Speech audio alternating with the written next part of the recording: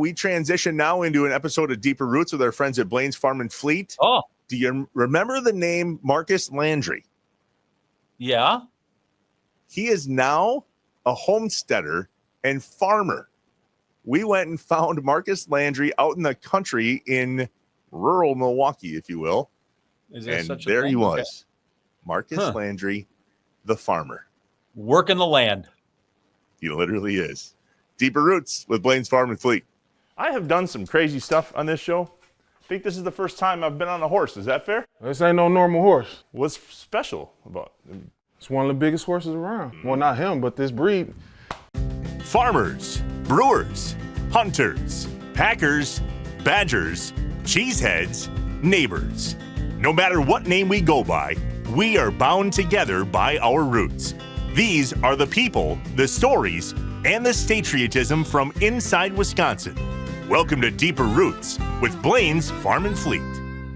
Another episode of Deeper Roots with our friends at Blain's Farm and Fleet. I gotta be honest, I didn't have sitting in a barn with Wisconsin basketball icon Marcus Landry, but here we are. Marcus, thanks for having us out, man. So break it down for us. How in the world did you go from Badger basketball to a professional basketball player all over the world to, you know what, we're gonna do a farm? It's a long story, so I'll tell you the shortened version of it. Buckle in, we got all day. We got all day? All right, perfect. It started in 2020. I had my first injury of my career. Achilles. Playing overseas. I heard you had the same thing. Me and you both. I was overseas. No, I wasn't. I was playing beer league softball. Achilles actually tore it 3 months before COVID. It was kind of like perfect time, perfect moment to tear your Achilles, get out of Korea. At the time I was in Korea. Long story short, we got back home, things were pretty chaotic. Didn't have any eggs. And I had been studying farming for a long time. My wife sent me out.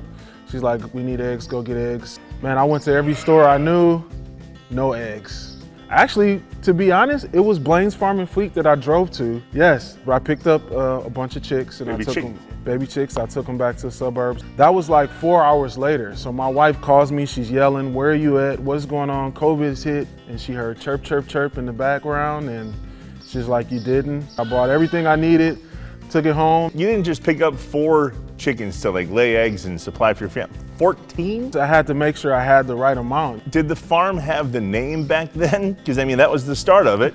No, not at all. How did we graduate to this? I'm a firm believer, either you're in something or you're out. There's no in between. There's a mission behind the farm. What's the name of it? Beulah Family Homestead. And there's a meaning to that, but a mission overarching all of this. Tell us what that is. We are really trying to help people.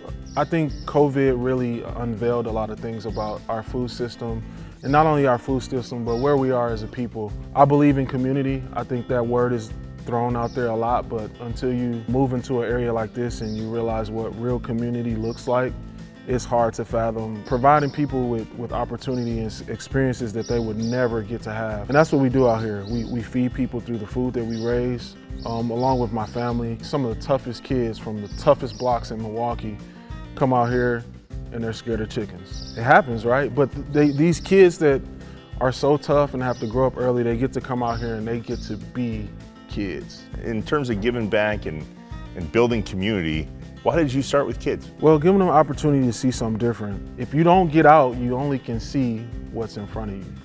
So giving them the opportunity to get off their block, get out of their neighborhood, to see something different. I realize that there's so many jobs in this realm.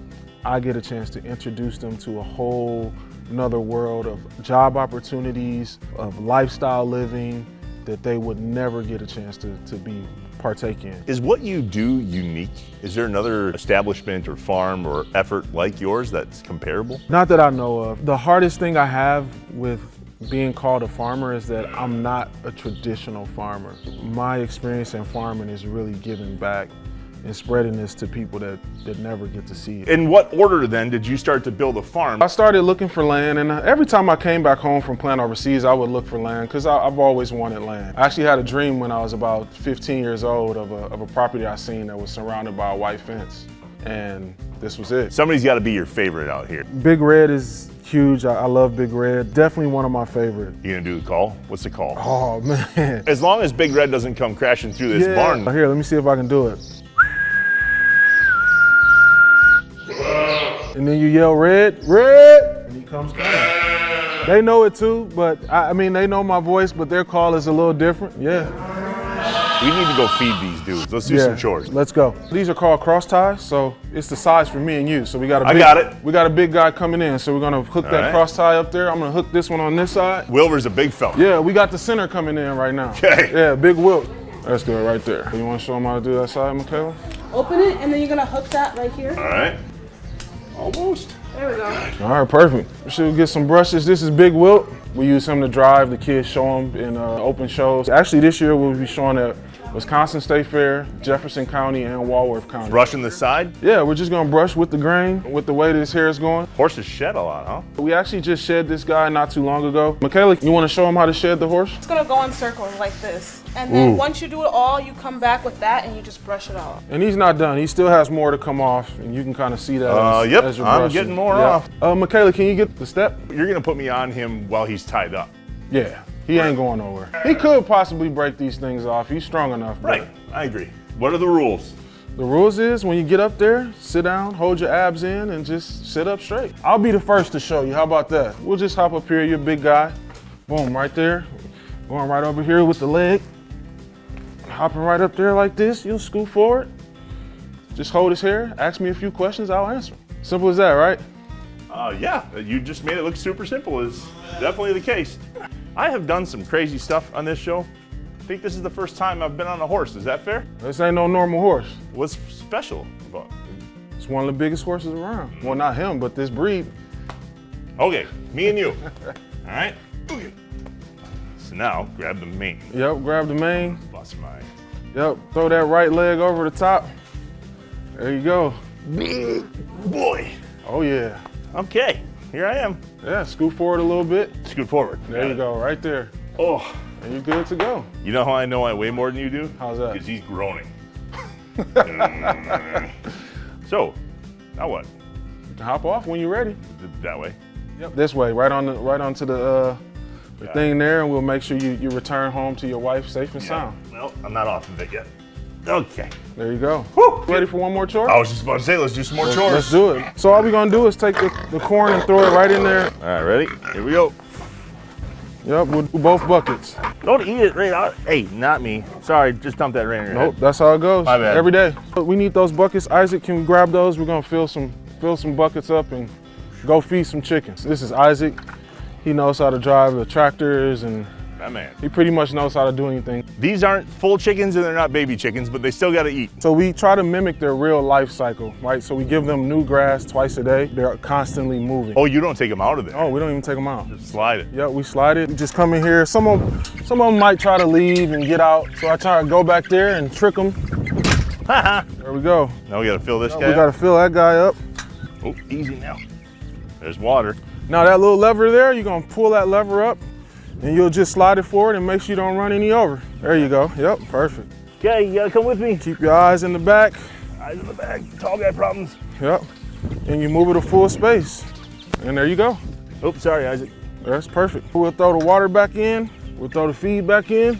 Game over. Game over. How long are the meat chickens in the coop for until they become thinner? 6 to 8 weeks. And do you donate that food as well? Some of the chicken gets donated as well. A little bit of everything that we do around here gets donated. If we were to call up a bunch of old teammates, whether it was at Wisconsin, in the NBA, overseas, and said, Marcus Landry is a full-time farmer, they would say, what?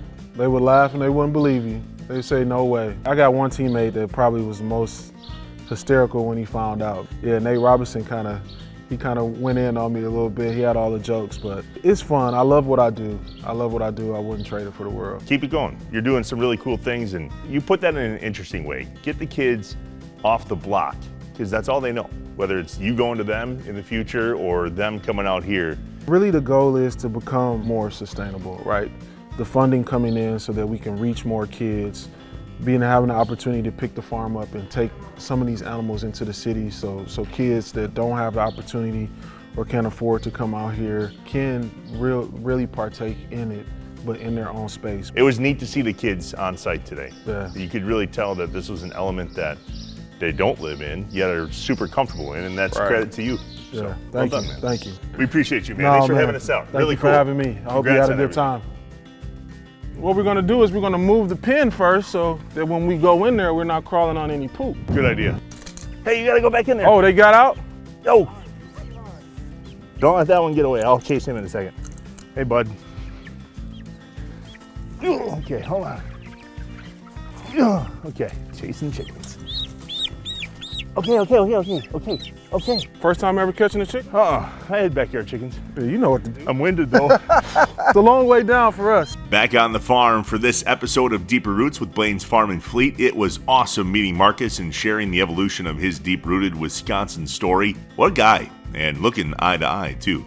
If you want to learn more about the Beulah Family Homestead and all the great things Marcus and his family are involved in, go online and type in Beulah, spelled Beulah, BeulahFamily.com, and follow them on social media to show your support for all the good things they're doing. You can also head over to farmandfleet.com/deeperroots and fill out the form to nominate a friend, a family member, or yourself to be our next guest on Deeper Roots. It takes less than 5 minutes. Give it a go. We'd love to hear from you. Lastly, don't forget to like this video, leave a comment, smash subscribe on YouTube, and a 5-star review on the podcast side. We appreciate you, as you were, Wisconsin. Talk to you later. Bye.